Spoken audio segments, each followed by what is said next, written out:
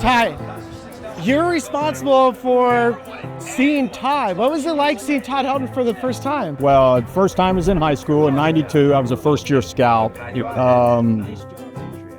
was playing center field. Center field? Center field. And I'll never forget this.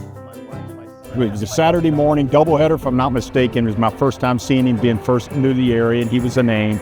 But the fact that there was a routine fly ball hit to the right fielder, and Todd literally was standing behind him like under the glove in case he dropped it.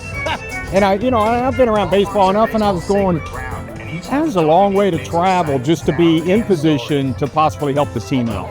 But I do remember that vividly.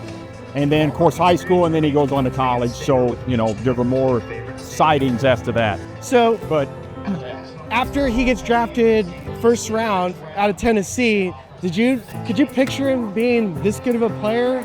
He could always hit, and which is evident, but the ability to not be offensive was not necessarily up for debate. Kind of a concern, not concern on our part, but in the industry was power. But you got to hit before you can hit for power. So and he had raw power. I mean, this was a guy that would hit bullets to left center. Right. That barely get 10 foot off the ground, and there was really no question how the ball came off the bat. But I said and go over scouts, veterans that signed a lot of good players, and it took me a long time to come up with who had signed a Hall of Famer.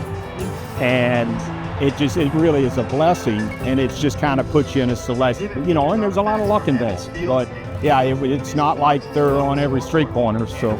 Ty, one of the things I said to Todd the other day was his plaque represents you, me, teammates, coaches, the organization.